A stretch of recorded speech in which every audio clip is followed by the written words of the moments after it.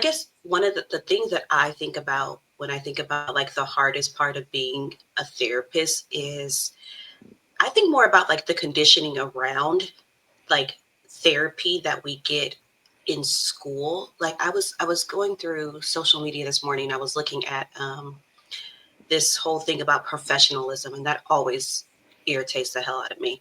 And it was looking at all the things that therapists do that aren't professional. And I'm like, y'all hold us to like these high standards, and we're just people. And yes, there are some things that you should not be doing, but I think it's also knowing a little bit about like your clients and what they prefer too, and making sure that you're like kind of creating an environment that supports that. And so that's one of the things that I focus on a lot is how do I still be a good therapist without having to like fall into like that conditioning of what we are told that we're supposed to do, and then how even like how we are supposed to show up, how we are supposed to take clients, how we're supposed to see people for free and stuff like that. So there's all these like assumptions of what we should do as therapists that it makes it hard for us to kind of navigate that healthy space for ourselves. For sure. And when I think about school and professionalism, I don't think that it really takes into account culture. It doesn't take into account like clients or therapists cursing in session or Mhm. eating snacks in session or coming like with your bonnet on. Like those are just like surface level examples, but I think the professionalism, like that label of a therapist, also it kind of takes away from your authenticity, Mhm. which can be really tough, especially for clinicians that are of color. Mhm. And that's one of the things I try really hard to kind of make sure that I'm still being my authentic self. And so I do a lot of like prefacing like what I'm going to say was like, okay, this is the petty side of me, not the therapist side of me. And so I will still tell my clients like how I'm thinking as a regular human authentic being versus a therapist. And I was like, as a therapist, I would probably tell you this. And they'll be like, no, I like the previous response. And so a lot of times I do a lot of moving, taking on and off of that hat so that I can be myself and that they can hear like the real world kind of example. I was telling somebody, I've been telling people lately, one of the things that I do in therapy where it sounds like I'm bringing a lot of like disclosure into therapy. But what I'm doing is like, as a client is talking to me, I'm going through like all the files and all the books in my own head of my own lived experiences to find something that relates to that so that I can then say, oh, yeah, I understand what they're talking about. And I will give that little example from my life. Like, are you talking about this? And they're like, yeah, that. I'm like, okay. But some people be like, oh, you're doing too much disclosure. And I was like, no, I'm connecting and understanding what they're going through based on my own lived experiences also. For sure, because I think part of the therapeutic relationship is the client knowing that you're human too. And I think you being your authentic self really creates like a space of safety. Like, Mhm. because if you are very professional, if you are very therapist like, then or like that blank slate, it's going to cause a disconnection between you and the client. The client might feel like, oh my gosh, like, what if she's judging me? Yeah. I don't even know if I know how to be a blank slate because I have some clients that like they may be a little quieter and we know like the power of silence, but like my mind says talk, start talking, tell them all these stories, teach them these things. And I'm like, oh, just sit, wait for them. And I'm like dying inside waiting. Now, of course, it feels like eternity, but usually it's like a couple of seconds and they start talking again. But like that whole blank slate thing, I was like, no, I cannot just sit here. If I'm just sitting here as a blank slate, I'm probably not paying attention. For sure, for sure. I was just thinking about this the other day, like how we go through life. Like our parents teach us so many things, but there's a lot of things that our parents don't teach us that we have to figure it out. Like you start a job, they teach you certain things, but you have to figure it out. And I think it's just this expectation of having to like know how to do things and going back to like going to school to become a therapist, they don't really leave much room for figuring things out. They don't give you permission to figure things out. And I Mhm. think that's what kind of traps therapists and makes them feel like, oh, I have to do pro bono. I have to help these people. But the thing is, like, if you're not whole and complete and financially secure, then you're going to become raggedy. You're not going to be able to help clients if you can't pay your bills. Because like you're sitting there with your stomach growling while you're trying to sit here and be present with this person for an hour who's paying you $10 because that's all they can afford, and you like, man, can that even feed me tonight? Exactly. So I think there's a level of autonomy that therapists need to learn how to kind of rein in of what's best for you. Should you see this amount of clients? Should you diversify your income? What's going to set you up to be the best version of a therapist for you? Because it's going to look different for everyone. And I think it's just giving yourself that permission. And I feel like it'll just help you just become better. Yeah. And I've had like some of my associates, they'll like look at my schedule and they'll be like, how are you seeing so many people? And I was like, first of all, my calendar is color coded, and some of those are not people, they're you, the other associates that I'm seeing. And so I was like, well, so those are like easy hours there. But I was like, I see so many because I did work in community mental health where there was high standards of being able to kind of see a lot of people. And so I'm a little bit more conditioned to seeing a lot of people. Or I worked in like hospitalization programs where I was doing 4 back-to-back groups, and so I'm used to that load. But then I know how to diversify my clients to where even if it's like maybe 7, 8 people on my schedule for that day, only 2 of them are like hard cases. Or Mm. maybe none of them are hard cases, or it's all just like relationship drama or family stressors or workplace stressors. And for a seasoned therapist, like that's a walk in the park type of session. And so it's interesting seeing how different people also look at caseloads and the number of clients that they can see, because I'm one of those ones who can see a little bit more and not feel burned out, but I also have like strategic breaks to be able to recharge. It's funny because I'm going like this because I'm looking at my calendar and I'm seeing visually like where those breaks are, and I was like, oh, those are those in the middle breaks, and that's that Wednesday break, kind of thing. And it gives me that space to kind of put myself back together. But I also have worked long enough in the field to know what that looks like for me. And like some therapists starting off, you have to find that place for yourself. You have to see like, okay, what's my cap? How many can I see in a row before my brain is fried? Exactly. And I think I was going through that at one point, going from IOP agency, seeing 30 plus clients, and then going into my practice and talking to my peers. And they're like, yeah, I can just see 8 or 9 clients in a row with no break. And I'm like, wait a minute, like, why am I not able to do that? And I guess really getting away from that comparison, because just kind of like trial and error, like, what is my capacity? Can I see 4 in a row? Do I need a break? And it's really about like really making it more of an individual thing. And I think that's the thing that they don't talk about in school. And you just literally have to figure it out for yourself if you're going to show up and be able to be present, because you can't be present if you're burnt out. Yeah. And I think that's one of the hard things also about being a therapist is that idea that all we do is just sit there and listen. So how hard could it be? And I was like, do y'all realize how much brain activity takes place in the whole listening process? Because we're not just listening, we're paying attention to body language. We're going back 3 years into this person's history to remember that one incident that relates to this, to be able to show these patterns and these connections and help this person kind of understand this. We're digging through all of our psychology books, social media posts, everything that we have in our brains to be able to give this person something.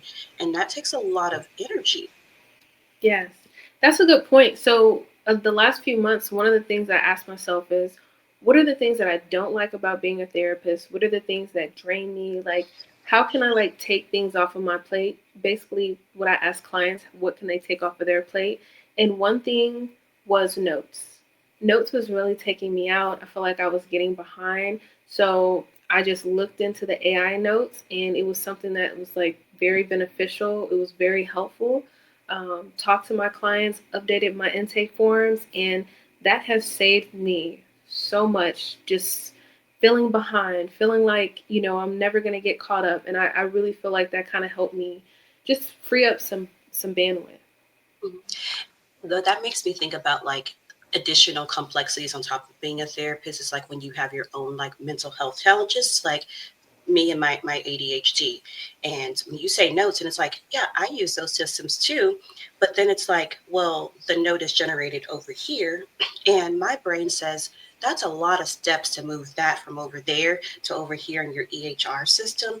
And we're not going to do that. And so even with that, it's like the notes are technically done, but they're not where they're supposed to be yet. And so I have this whole kind of the system that I use, it generates the notes over here and I have to move them into this. And I'm like, oh, that's an additional step. And every time I think about things like notes or filling out like paperwork for clients, and I'm like, oh my gosh, there's so many steps. And my brain was like, no, if it's more than like two steps, we're not doing it. And it's just like this kind of panic thing. And it's like, I have to be the therapist and show up and do all these things for my clients for the benefit of them. But my brain is like fighting against me. And it's like, no, we can't do it. We can't do it. We can't do it. And so that kind of adds that added layer on top of it. And it's like, if you don't get this stuff done, For sure. You know, another thing that I think that is like a hard part of being a therapist that no one talks about is the financial piece. You mhm, know, like if clients don't pay a copay, and what does that communication look like? Because I heard someone say on social media, you know, not charging your cancellation fee when a client late cancels or no shows can also cause resentment. Like the therapist could mhm, resent the client, and that perspective shift was like, oh my gosh, like if you want to really like nurture this therapeutic relationship, there has to be a good energy exchange. um, but that's like really important to think of, like how do you honor yourself, honor the client, and honor the therapeutic relationship is tricky sometimes. yeah. And I don't think that like a lot of people even pay attention to the fact that uh, independent therapists, like in private practice, like we don't get paid if y'all aren't here. And so when you're frequently canceling or like rescheduling, it's at like, gosh, y'all are interfering with my income. Like you could have dropped my income by two, three, $400 in 1 month, depending on how much your payments were. And it's like they're not understanding of that. It's like, yes, we want to give grace. We understand that things happen or that you're struggling and stuff like that. But it's also a I gotta eat too. And one of the things that I have done, which not is I wouldn't even say this is like the best strategy, but I know people who have more struggles. Like some of my clients with kids will have more struggles, and it's like, oh my gosh, this kid got sick. I got to go pick them up, or something like that. I will put them in spots where I don't mind a cancellation, Mm. and so then it's like, woohoo, I'm free early because they canceled. And where it's like, or oh, I don't have to rearrange this because this person's probably going to cancel, and I can probably just kind of check in with them. I was like, hey, you coming today? I was like, good, because I can go do this kind of thing. And so then it creates that environment where I'm not developing resentment because they're almost doing me a favor. Mhm. But then it also is why I pad my schedule a little bit thicker. And so when people look at my schedule, it's like there's so many clients, and I was like, at least five of them are going to cancel. Yeah. And so it looks like, oh, you have, 30, 32 some clients, but I was like, at least five of them are going to cancel. So it's not going to be that many. Hmm. Yeah, you can just kind of anticipate it. Mhm. I think another hard part, which I guess this is like a pro and a con, but when you find as a therapist that you aren't a good fit with a Mhm. client, you know, that can happen in the beginning, in the middle, at different points in the therapeutic relationship. And just that communication of that, I think that that can be difficult sometimes, especially like how the client reacts or respond. Like they may have a different perspective, even if you're being helpful and giving them referrals. So I think therapists just honoring themselves, and you know, sometimes in that therapeutic relationship, you have to not only put yourself first, but the client first. And if that means referring them out, then that's okay too. And I think it kind of even goes beyond not being a good fit. But I think because I see clients for like long periods of time, I'm not a in and out type of therapist, a lot of my clients have been with me for several years, is being able to also recognize when you can't help this client anymore. Mm. And so they may come in for a certain thing that may be your specialty, and you work for these years on that thing, and now it's great. And now they hit this other roadblock, and it's like, oh no, like this is not my area. I'm trying, but I think it may be best for you to go to somebody else who specializes in it. Or it may get to a point where you're so comfortable with this client that now you're blinded and you become more of like in the role that we see like with friends where we know too much. And because you know too much, now your opinion is more biased than what it was before. And so there's a lot of like layers to understanding like the fit of the client and when it's time to kind of let a client go and when things are not working, or also even navigating like how do I am I going to be more confrontational with this client? Does this client need more, coddling or whatever it may be? There's so many different layers that people don't even think about. Yeah, for sure. I just had a recent experience like that. I've been with a client for a while now, and they really wanted to focus on trauma. So they were like, "Oh, I think I'm interested in EMDR," and I was like, "I think that that's amazing. Like, I can send you some referrals. You can schedule some consultations, and just being okay with like letting that person go so they can go to someone that's certified in that. But then they're like, "But I still want to see you like for maintenance." So just trying to figure out like what's best for the client in that way to do like that warm handoff. I think, with being a therapist, like it's not black and white sometimes. Sometimes it's gray, and you just have to use your best judgment to see, how you can like kind of focus on just the therapeutic relationship in like the most ethical way. Another thing that I also think about with like being a therapist, and I think maybe it's my personality that I don't get this as much, or I don't get it as much now because my friends have been around for a long time, is being the therapist in a friend group too. And like the expectations or things that they expect from you, they expect like this great insight on things. And I'm like, dump them. That's my insight. Dump them. And it's real. It can be like a lot of pressure when people are always like coming to you, and it's like, I am not your therapist. Go find. You need some referrals. I can get you some referrals of people, and so that can be hard too. Is like not falling into that role of being everybody's therapist. And I have people, they'll be like, "What do you think, Tia?" I'm not your therapist. Go talk to somebody. But that's one of those things that I find can be difficult too, is navigating that space and the expectations that people have of you because you're a therapist. And it's like, well, why can't you do this? Oh, you're not coping very well with that. Oh, you need to get yourself together. How are you helping other people? You don't even have yourself together. Shut up. Exactly.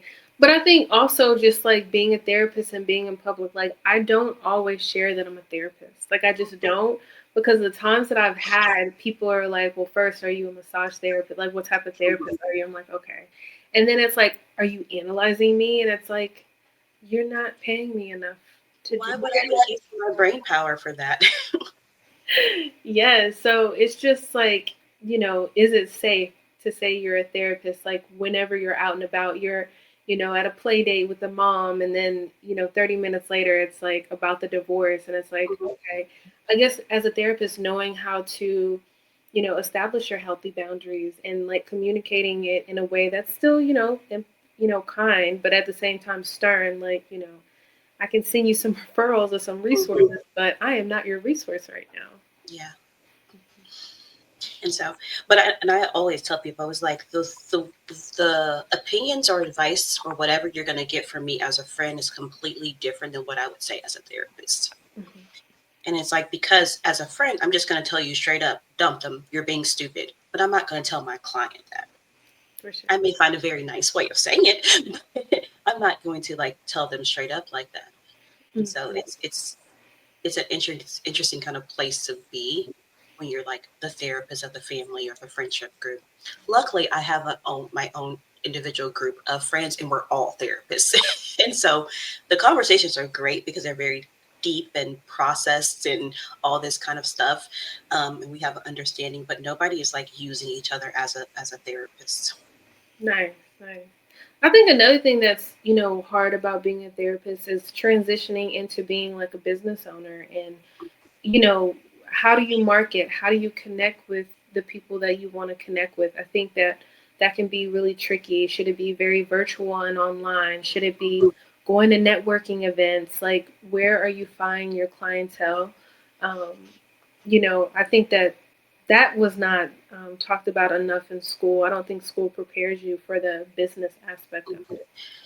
It's one of the things I tell a lot of like the associates coming through underneath me is like it's not a if you build it they will come type of situation, and it's like you have to be able to kind of get yourself out there. And I think about how they'll say like, oh, there's a shortage of mental health providers, and I was like, I don't believe there's a shortage of mental health providers. I believe there's a shortage of mental health providers who take insurance. And I think there's a shortage of mental health providers who are, of color. And so those kind of create like a perception of shortages. But even if you are falling into those categories of like, oh, I'm a person of color, or I take insurance, it's still like, well, how do you get yourself in front of the people who are looking for you? Hmm. And so you can be all the things that are in high demand, but if you can't get in front of somebody, then it's like they're not going to find you. For sure. It's not that it's really that people just don't know where your website is or where your practice is. Even if you have a Psychology Today profile, it's like you're just not really being put out there for people to fill up your practice. Because I definitely think there's the clients to fill up your practice, um, and I think that could be discouraging when I see clients in or therapists in Facebook groups like, how do I fill up my practice and how do I do this and it almost sounds like they feel very lost of like how to get the marketing piece right. Yeah. But then I think that a lot of that also goes right back into what we talked about with the authenticity. And it's like people are looking for something in particular. Like when I see some of the therapists like on TikTok, the like the ones who and they have a lot of comments and people like, oh, I wish I had a therapist like them. Those are those authentic therapists. They're Hmm. the ones that people are like, oh, I want that. But then if you're not presenting that way, and when somebody first like reaches out to you and you're not you're showing up as this super polished professional person, they're like, that's not what I saw on TikTok. That's not what I'm looking for, kind of thing. And so a lot of it goes back to being able to be your authentic self, be able to talk to the clientele that you want. Also being able to know who you want to work with and things like that. So you can talk to them. And so there's so many different layers to marketing. And I think that there's a lot of companies out there like, oh, we can help with marketing. I was like, marketing for mental health is completely different than any other like business because people do not look for therapists in the same way as they look for a pair of shoes. One of the things I also find funny, I think about myself as a mother who's a therapist. And because I see so many people and who have like mother wounds and things like that, I start to think a lot about the way that I interact with my own kids. And I'll say something to them and I'm like, oh my gosh, they're going to talk to a therapist about that later. And I was like, but I don't know how else to say it. I can't think of how else to say it in the moment. Or they needed that lesson. And I was like, but they're going to talk to a therapist about that. Like I think about like my own sensory issues and my youngest, like sometimes I'm overstimulated. Hmm. And I was thinking about like I was just in the store and I was buying this black figurine and I was like, if I do not get it now, I it's not gonna be there. And so I was like, I have to stand in this freaking long line with all these people and all these little bad kids running around and people in my personal space. And I'm like going through this line and we're almost up to the front of the line, but we've already been sitting there for a while. And my daughter goes and touches me with like a pack of socks that we were also buying. She like touches me on the arm with Mike, and I'm like, stop touching me. And I was like, she's going to be in therapy about this. My mom didn't want me touching her when I was little. And so it's always that default of like, how am I going to damage my kids based on all the knowledge of the things that I know that people come to therapy about? For sure. Because, it's like the healing is so layered, right? Like while you're working with a client, you're like thinking about, things about your life might come up or, how, like you said, how you could have handled something better. But I also think another hard thing about being a therapist is like people just not really understanding what therapy is. Like there's still a lot of stigmas, like just the unknowing of like what therapy is. Like It's so shocking to me because we're in 2025, and I I just don't think people understand, like, truly understand what we do as therapists. I'm not fixing anything for you. I do not have a magic wand. I tell them all, I don't have a magic wand. All out of magic wands. Hmm. Yeah, gone. Mhm.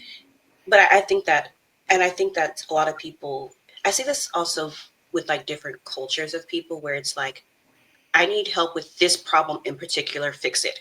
And I'm like, that's great if you go to like a solution focused therapist, like a brief solution focused therapist, it will have you in and out in 3 to 4 sessions. But I'm not that person. And so I don't want to just fix this one little thing. I want to figure out why this one little thing keeps coming up. I want to figure out why we even got in the situation to begin with. I want to know what you're telling yourself about the situation and why you're telling yourself about the situation that now has you in front of me. And so I want to dig deeper and kind of clear out all the junk that's happening in your brain in order for this situation to not happen again versus just fixing this one little situation. And Exactly. people don't understand that. Yeah, exactly. Because when I talk to clients, I'll have some clients come in specifically, and they're just like, I'm gonna have to talk about my childhood, right? And I'm like, well, a lot of the triggers from the present moment are from the past, when those seeds were planted, when you started having that negative core belief. So eventually, we do have to talk about the past to kind of get caught up with the present moment. Because it shapes your thoughts.